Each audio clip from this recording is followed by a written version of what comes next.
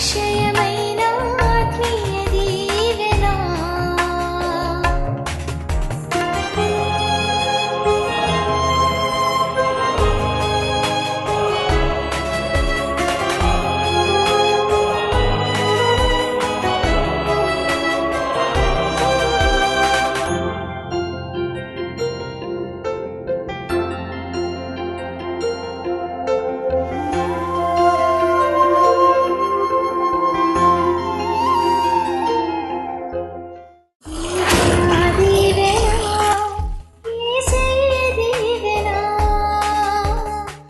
బైబిళ్ళు తెరచి తిమోతికి వ్రాసిన 2వ పత్రిక 2వ అధ్యాయం 22వ వచనం.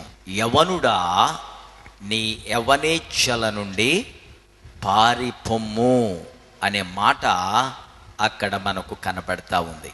యవను బిడ్డలారా, 13 సంవత్సరాల వయస్సు నుండి 19 సంవత్సరాల వయస్సు వరకు దానిని టీనేజ్ అని పిలుస్తూ ఉంటారు. శారీరకంగా ఎదిగే కాలం, అలాగనే శరీరంలో ఉన్న అవయవాలు పరిపక్వతకు వచ్చే సమయం, అలాగుననే భావోద్రేకాలకు లోనయ్యే సమయం. అంతేకాదు హార్మోనులు అని ఉంటాయి. ఈ యొక్క హార్మోనులు శరీరములో పని చేయడం మొదలుపెట్టే సమయం. ఇది అతి శ్రేష్టమైన జీవితం. ఇది మరలా తిరిగి రాదో. ఇప్పుడు అప్పుడప్పుడు కూర్చుని నేను అనుకుంటాను, ఇప్పుడు మరలా నేను 25 సంవత్సరాల వయసులోకి వెళ్ళిపోతే ఇంకెంత సేవ చేద్దునో దేవుడికి అని అనుకుంటాను. వెళ్ళగలమా? వెళ్ళిపోయిన సమయం తిరిగి వస్తుందా? వెళ్ళిపోయిన వయసు వస్తుందా? రాదు. కానీ దేవుడు ఇచ్చినప్పుడే దానిని సద్వినియోగం చేసుకుంటే దేవుని ఆశీర్వాదాలు యవ్వన బిడ్డలైన మీ మీదకి వస్తాయి. మీది చిన్న వయసు, మీది చిన్న అనుభవం, మీది చిన్న చదువు, మీకు లోకం తెలిసింది చాలా తక్కువ. అనుభవంతో నేను చెబుతున్నాను, అనుభవించి చెబుతున్నాను దేవుని యొక్క విషయాలు. చిన్న వయసులో మీరు మీ జీవితాలు ప్రభు చేతికిస్తే ప్రభు మిమ్మలను చాలా ఉన్నతమైన స్థితికి ఆయన తీసుకెళ్ళడానికి సమర్థుడు. ఇక్కడ పరిశుద్ధుడైన పౌలు భక్తుడు తిమోతితో, ఆయన ఆత్మీయ కుమారునితో, యవనస్తుడైన బిడ్డతో ఒక మాట చెబుతున్నాడు. తిమోతి, నీ భక్తి అంతా నాకు తెలుసులే, నువ్వెంత ప్రార్థన చేస్తావో నాకు తెలుసు, నీకెంత అనుభవం ఉందో నాకు తెలుసు, నువ్వెంత మంచోడువో తెలుసు, ఎంత పరిశుద్ధుడువో తెలుసు. కానీ నువ్వు యవనుడు కదా, యవనులకు యవన ఇచ్చలు ఉంటాయి, యవన ఉద్రేకాలు ఉంటాయి, యవన ఆలోచనలు ఉంటాయి, యవన ప్రేరేపణలు ఉంటాయి, యవన ప్రణాళికలు ఉంటాయి. చూడండి, చిన్నపిల్లలు, పెద్దవాళ్ళు, యవనస్తులు రకరకాల ప్లాన్లు వేస్తారు. నేను డాక్టర్ అవ్వాలని, నేను ఇంజనీర్ అవ్వాలని, నేను లాయర్ అవ్వాలని, నేను టీచర్ అవ్వాలని, నేను యాక్టర్ అవ్వాలని, లేకపోతే పైలట్ అవ్వాలని, ఐపీఎస్ ఆఫీసర్ అవ్వాలని, ఐఏఎస్ ఆఫీసర్ అవ్వాలని ఆదర్శప్రాయమైన అనేక మందిని జ్ఞాపకం తెచ్చుకుని వారి గురించి చదువుకుని అలాగున తయారు అవ్వాలని అనుకుంటూ ఉంటారు యవనస్తులు. అయితే దేవుని బిడ్డలారా, నీ కలలను సార్థకం చేసుకోవాలంటే సృష్టికర్తకు నీ జీవితం అప్పగించడం అది చాలా ముఖ్యమైన పని. అదే కాదు, యవన కాలములో వచ్చే ఈ ఒత్తిడులు స్నేహితుల ద్వారా, సినిమాలు చూడడం ద్వారా, టీవీ దగ్గర ఎంత సమయం మీరు కేటాయిస్తారో మీకు తెలుసు, ఏ ఏ విషయాలు మీరు చూస్తారో మీకు తెలుసు. నేను చెప్పే విషయం జాగ్రత్తగా ఆలోచన చేయండి. మీరు చూస్తున్న పిక్చర్స్, మూవీస్, సీరియల్స్ ఒకవేళ మిమ్మల్ని మీ చదువుకు దూరం చేస్తున్నాయేమో, ఒకవేళ మిమ్మల్ని ప్రభువుకు దూరం చేస్తున్నాయేమో, ఒకవేళ మీ ఆలోచన శక్తిని పాడు చేస్తున్నాయేమో. సైంటిస్టులు ఏం చెప్తున్నారు తెలుసా? వీడియో గేమ్స్ గంటల తరబడి ఆడుతున్న పిల్లల యొక్క మెదడు మొత్తం ఆలోచన శక్తి తగ్గిపోతుంది, జ్ఞానం లేక మెదడు మొద్దు బారిపోతుంది అని ప్రపంచములో పెద్ద సైంటిస్టులు తల్లిదండ్రులకి ఏమి హితవు పలుకుతున్నారు తెలుసా? పిల్లల్ని 10 నిమిషాల కన్నా ఎక్కువ వీడియో గేములు ఆడనివ్వకండి. డాక్టర్లు, సైంటిస్టులు చెప్పేది. మరి వీడియో గేమ్సే అలా చేస్తూ ఉంటే ఈ దరిద్రపు సినిమాలు, ఈ యొక్క దరిద్రపు సీరియళ్ళు చూస్తే మెదడు ఇంకా ఎంత మొద్దుబారిపోద్దో మీరు ఆలోచన చేసుకోండి. సైంటిస్టులు చెప్పిన దాన్ని బట్టే నేను చెబుతూ ఉన్నాను యవన బిడ్డలైన మీకు. చూడండి, మా చిన్నప్పుడు ఎక్కాల పుస్తకాల్లో ఉన్న ఎక్కాలన్నీ కడదబెట్టేవాడు. మాస్టారు ఏ ఎక్కం అడిగినా సరే 20వ ఎక్క వరకు టక్కని జవాబు చెప్పేవాడు. ఇప్పుడు అందరికీ కాలేజీకి వెళ్ళే పిల్లలకి, హై స్కూల్ పిల్లలకి అందరికీ క్యాలిక్యులేటర్లు ఉంటాయి. వీళ్ళకి బురకాయ పని చేద్దాం. 2 రీళ్ళు అంటే వెంటనే క్యాలిక్యులేటర్ తీసి 2 × 2 అని నొక్కుతారు. ఎందుకో మెదడులో ఏమీ లేదా, క్యాలిక్యులేటర్ మీద ఆధారపడడమే.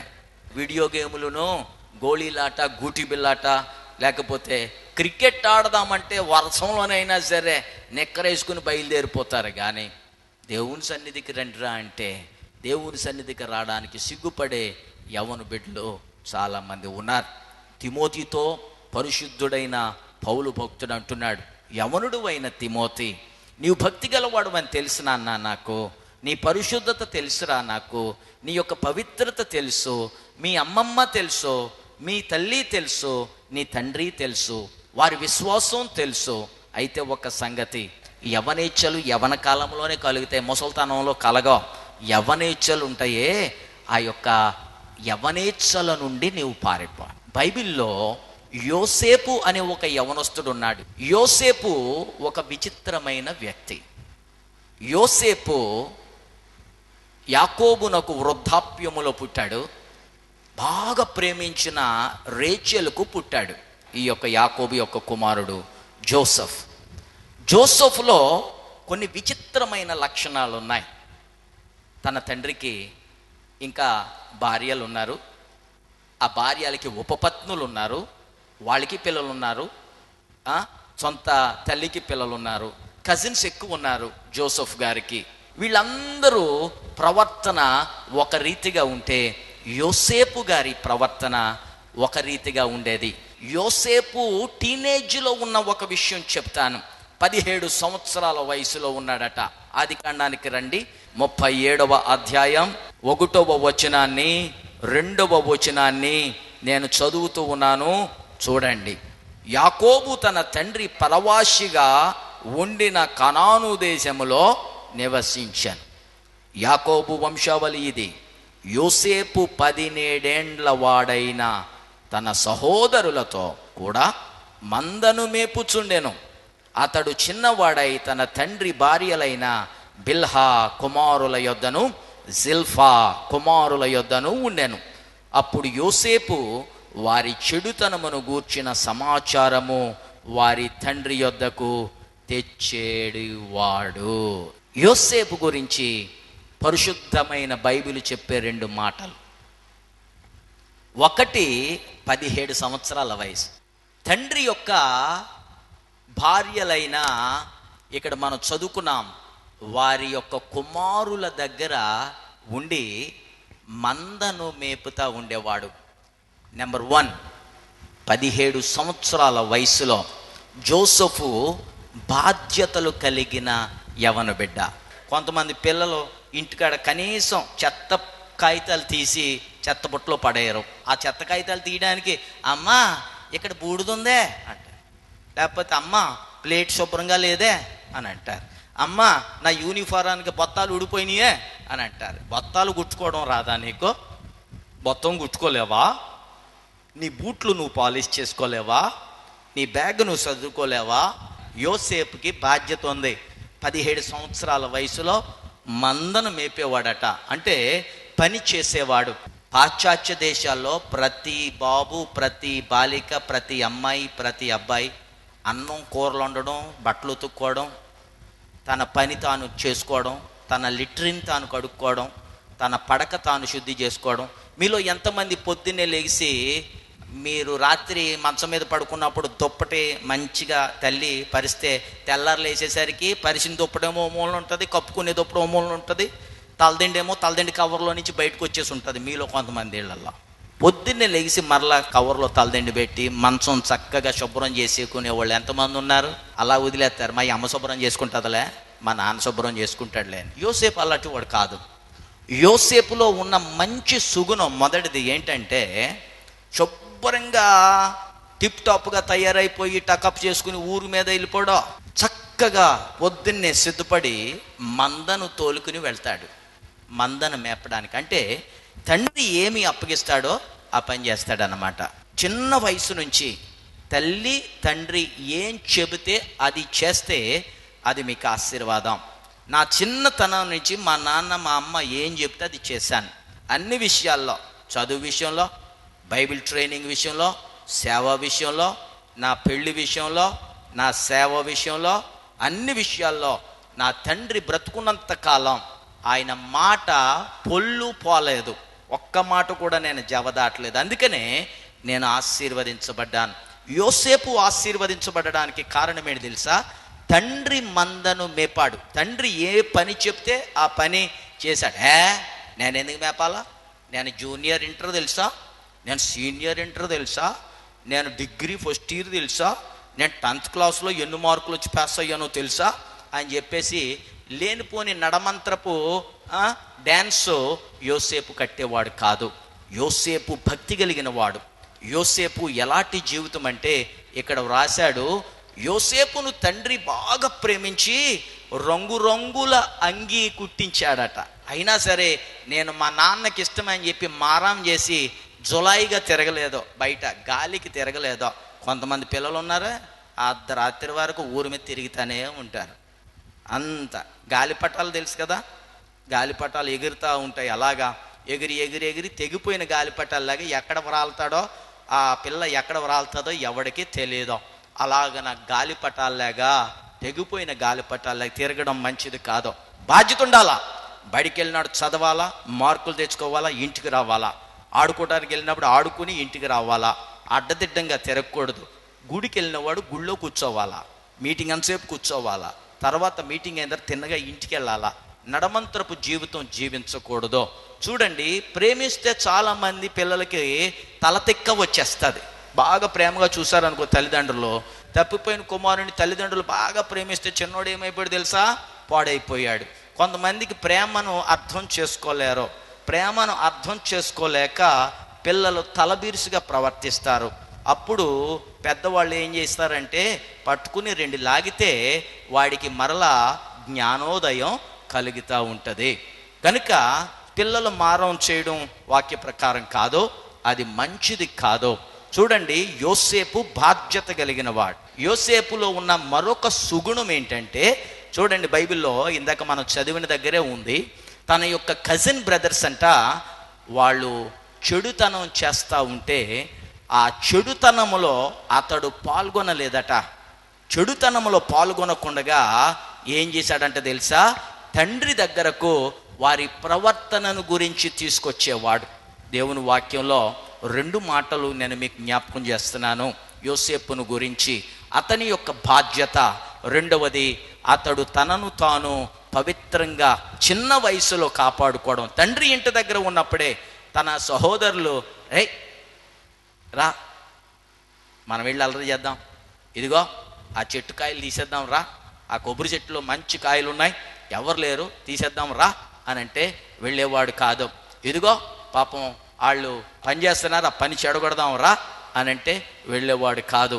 వాళ్ళు ఏ తప్పుడు పని చెయ్యాలనుకున్నా సరే, మందలో చాలా ఉన్నాయి కదా మనకి, వాళ్ళు చేలో గడ్డి బాగుంది, ఆ చేలోకి తోలేద్దాం రా అని అంటే వద్దో తప్పో, ఇతరుల చేలో మన మందలను తోలకూడదు అని చెప్పి ఏ తప్పు పని వారు చేద్దారన్నా సరే, ఇదిగో ఆ పిల్ల భలే ఉందా అందంగా, ఆ పిల్లని ఆట పట్టిద్దామా, ఆ పిల్ల మీద జోకులు వేద్దామా, ఆ పిల్లని టీజింగ్ చేద్దామా, లేకపోతే ఆ పిల్లని ఆట పట్టిద్దామా అని అంటే యోసేపు అనేవాడు, ఓరు బాబుని మీకు దండం రా, నేను అలాంటి పనులు చేయనురా, నాకు అలాంటి ఇష్టం ఉండదురా అని చెప్పి ఆయన ప్రక్క నుండి ఏం చేసేవాడు తెలుసా?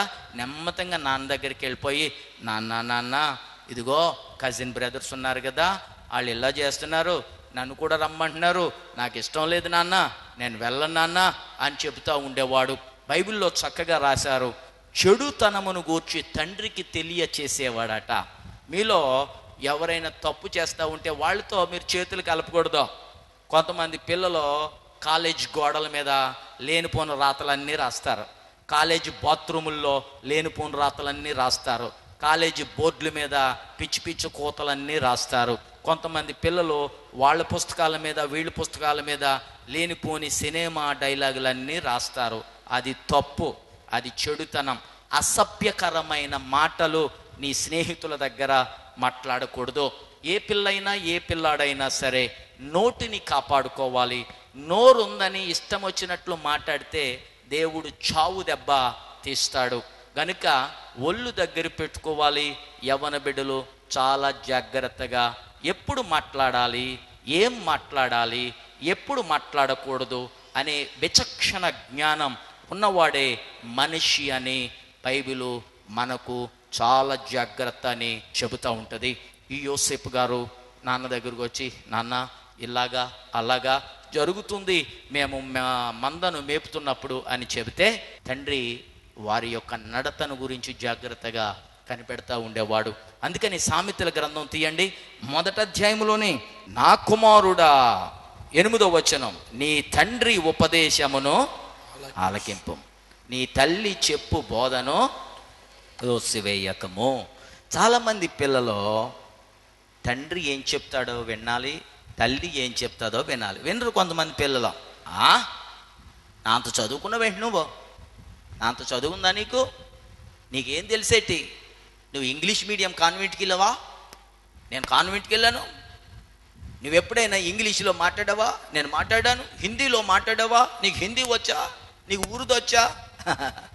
తల్లి కానీ తండ్రి కానీ ఏదైనా చెబితే మారు మాట్లాడకూడదు, వారి ఉపదేశం వినాలి. అంతేకాదు, అవి నీ తలకు సొగసైన మాలికయు, నీ కంఠమునకు హారములై. ఊరికినే మెడలో సిలువులు వేసుకుని, నక్షత్రాలు వేసుకుని, బిళ్ళలు వేసుకుని, తాళ్ళు కట్టుకుని, చైన్లు వేసుకుని పెద్ద సోకుగా తిరగడం గొప్ప కాదు. మెడలో ఏముందన్నది ముఖ్యం కాదు. తండ్రి తల్లి ఉపదేశం నువ్వు ఆలకిస్తున్నావా లేదా? దేవుని యొక్క వాక్యము నీకు కంఠహారంగా ఉండాలి. దేవుని యొక్క ఆజ్ఞలు నీకు కంఠహారంగా ఉండాలి. యూదుల పిల్లలు పెద్దవాళ్ళైనప్పుడు, యుక్త వయసుకు వచ్చినప్పుడు పిల్లలకి, ఆడపిల్లలకి 10 ఆజ్ఞల కాసులను తయారు చేసి మెడలో వేస్తారు. 10 ఆజ్ఞల కాసులు. ఏ కాసు రాలిపోవడానికి వీల్లేదో. రాలిపోయిందంటే ఆజ్ఞలు తప్పిపోయినట్టే. కానీ ఇక్కడ ప్రభు అంటున్నాడు, ఈ తల్లి ఉపదేశం ఉందే అది మీకు కంఠహారముగా ఉండాలి. అవి నీ తలకు సొగసైన మాలికయు. కొంతమంది కుర్రోళ్ళు మంచి హ్యాట్ పెట్టుకుంటారు. నాకు హ్యాట్లు అంటే చాలా ఇష్టం. పడిచప్పుడు హ్యాట్లు పెట్టుకునేవాడిని. రకరకాల హ్యాట్లు పెట్టుకుంటారు. కొంతమంది తలబాగా కట్టుకుంటారు చక్కగా. చూడండి, సిక్కులు మంచి తలబాగా కట్టుకుంటారు, వాళ్ళ ఆచారం అది. కొంతమంది కుర్రగాళ్ళు మంచి టోపీలు, ఆడపిల్లలు పెట్టుకుంటారు, టోపీలో మంచి హ్యాట్స్ పెట్టుకుంటారు. కానీ ఇక్కడ అంటున్నాడు, నీ తండ్రి ఉపదేశమే నీ తలకు ఒక మాలికగా, సొగసైన మాలికగా ఉండాలి. నీ తల్లి చెప్పే బోధ ఎలా ఉండాలి? నీ కంఠహారముగా ఉండాలి. నీ తల్లి నీ తండ్రి ఉపదేశం ఎప్పుడు నీ మెడలో ఉండాలి. అంటే దానిని విడిచిపెట్టడానికి వీలు లేదు. ఇప్పుడు 10వ వచనం చూడండి, అందరూ 10వ వచనం చూడండి. నా కుమారుడా, పాపులు నిన్ను ప్రేరేపింపగా ఒప్పుకోకు, మాతో కూడా రమ్ము, మనము ప్రాణము తీయుటకై. ఇదిగో మనం ప్రాణం తీద్దాం, ఎవడైనా పట్టుకుని. ఎవడు కుక్క పిల్లనన్నా చంపేద్దాం, ఎవడు పావురేం పిల్లనన్నా చంపేద్దాం, ఎవడు పిట్టలనన్నా పట్టుకుందాం, ఎవరికైనా హాని చేద్దాం అని ఎవడైనా అల్లరి కుర్రాడు, ఎవడి జోబులైనా కొట్టేద్దాం. చెడు పనులు, పాపులు చెయ్యి పనులు, ఇతరుల సైకిళ్ళు దొంగిలించడం, ఇతరుల జోబులు కొట్టడం, యవన బిడ్డలు అనేక మంది ప్రభువుని ఎరగని వారు చేసే పనులు. దుష్టుల ఆలోచన చెప్పున నడువక, పాపుల మార్గమున నిలువక, అపహాసకుల కూర్చుండు. కొంతమంది కుర్రోళ్ళకి ఏం పని ఉండదో, బస్ స్టాండ్ దగ్గర, రైల్వే స్టేషన్ల దగ్గర, సిటీ బస్ స్టాండ్ల దగ్గర, కాలేజీలో అమ్మాయిలు బస్సు ఎక్కే దగ్గర నిలబడి వచ్చేవాళ్ళని పిల్లల్ని, వెళ్ళేపోయి పిల్లల్ని చూసి హేళన చేస్తూ ఉంటారు. వాక్యం వినడానికి వచ్చినప్పుడు వాక్యం వినాలి, ప్రార్థన చేయడానికి వచ్చినప్పుడు ప్రార్థన చెయ్యాలి, పాటలు పాడడానికి వచ్చినప్పుడు పాటలు పాడాలి, భక్తి కూటానికి వెళ్ళినప్పుడు భక్తి చెయ్యాలి. అంతేగాని చెడు పనులు చేయడం దేవుని బిడ్డలకు తగింది కాదు. సొలొమోను మహాజ్ఞాని. ఎందుకంత ఘనత పొందాడంటే చెడు పనులు చేసేవాడు కాదు, అమ్మాయిలను ఆట పట్టించేవాడు కాదు, అబ్బాయిలను ఆట పట్టించేవాడు కాదు, తప్పుడు మాటలు తప్పుడు పనులు చేసేవాడు కాదు. అలా చేస్తే యోసేపు ఆశీర్వదించబడినట్టు ఆశీర్వదించబడతారు. 2 విషయాలు యోసేపు చేశాడు. బాధ్యత కలిగి ఉన్నాడు, రెండోది చెడుతనాన్ని అసహ్యించుకున్నాడు. యోసేపు కలలు ఎందుకు నెరవేరాయో తెలుసా? యోసేపు తనను తాను కాపాడుకున్నాడు, యోసేపు తనను తాను భద్రం చేసుకున్నాడు, యోసేపు తనను తాను మంచి మార్గములో సన్మార్గములో ఆయన నడిపించుకున్నాడు. సాధారణంగా కాలేజీకి వెళ్ళిన తర్వాత పిల్లలకి బుద్ధులు మారిపోతాయి. కాలేజీకి వెళ్ళిన తర్వాత పిల్లలకి స్నేహితుల వల్ల మరి అనవసరమైన పైత్యం పెరుగుతూ ఉంటుంది. అలాగున పైత్యం పెరగడం అది మంచిది కాదు, పాపపు మార్గమున వెళ్ళడం అది మంచిది కాదని బైబిల్ స్పష్టంగా తెలియచేస్తూ ఉంది. ధ్యానం చెయ్యాలంటది. కొలస్సే పత్రికలో ఒక మాట ఉంది, బుద్ధి జ్ఞానము సర్వ సంపదలు యేసుక్రీస్తులో ఉన్నవి. యేసుక్రీస్తులో ఉన్న బుద్ధి, యేసుక్రీస్తులో ఉన్న విజ్డమ్, యేసుక్రీస్తులో ఉన్న నాలెడ్జ్, యేసుక్రీస్తులో ఉన్న జ్ఞాపక శక్తి, యేసుక్రీస్తులో ఉన్న మహాదేవుని దైవిక శక్తి నీకు వస్తే నీవు కూడా యోసేపు కన్నా ఆశీర్వదించబడతావు, సొలొమోను కన్నా దీవించబడతావు. మొదట చెయ్యాల్సింది బాధ్యత కలిగి చదువుకో, రెండవది ఇంట్లో బాధ్యత కలిగిన బిడ్డగా ఉండు, మూడవది చెడుతనమును అసహ్యించుకో. చెడుతనమును విడుచుటయే వివేచన అని బైబిల్ తెలియజేస్తుంది. పాపాన్ని విడిచిపెట్టడమే వివేచన, దేవునికి విరోధమైన కార్యాన్ని విడిచిపెట్టడమే వివేచన. అది యెహోవా యందు భయభక్తులను నీకు తెలియజేస్తుంది. ఆ యెహోవా యందు భయభక్తులే జ్ఞానమునకు నీ మెదడులో పునాది వేస్తాయి. యోసేపు గురించి 2 విషయాలు చెప్పాను నేను. ఒకటి, యోసేపు బాధ్యత కలిగిన వాడు. రెండోది, యోసేపు పాపమును తప్పుడు నడతను అసహించుకున్నవాడు. ఈరోజు యోసేపు వలె నేను కూడా ఈ 2 తీర్మానాలు చేసుకుంటానండి అన్నవారు ఈరోజే యోసేపు వలె నేను చెడుతనాన్ని అసహించుకుంటానండి, అల్లరి పిల్లలు అల్లరి చేసినప్పుడు నేను చేయను, తప్పుడు మాట్లాడినప్పుడు నేను మాట్లాడను, వారితో నేను జత కట్టను, నేను ప్రభుతో జత కడతాను. తర్వాత నేను తప్పుడు నడత నడవను, తప్పుడుగా ప్రవర్తించను. యోసేపు ఎలాగైతే ఆయన బ్రదర్స్ తప్పు చేసినప్పుడు ఒప్పుకోక తండ్రితో చెప్పాడో, నేను కూడా మా ఇంటిలో ఎవరు తప్పు చేసినా వారితో నేను ఏకీభవించనండి, నా కొరకు ప్రార్థన చేయండి అంటే నేను మీ కొరకు ప్రార్థన చేస్తాను. కళ్ళు మూయండి. మా పరమ తండ్రి, ఇదిగో ఈ బిడ్డలు నీ సన్నిధికి వచ్చారు. ఈ యవనస్తుల కూటంలో యోసేపును తీసుకొని యవనేచ్ఛల నుండి పారిపోము అనే మాటను తీసుకుని 2 విషయాలు మేము ఈ బాలబాలికల మధ్య ధ్యానం చేశాం. మొదటిది, 17 ఏండ్ల వయసులో జోసెఫ్ బాధ్యతను, రెస్పాన్సిబిలిటీని ఆయన పొందుకొని మందను మేపాడు. నాన్న మంద అప్పగించినప్పుడు మందను పోషించాడు, సంరక్షించాడు, తిరిగి ఇంటికి తీసుకొచ్చేవాడు.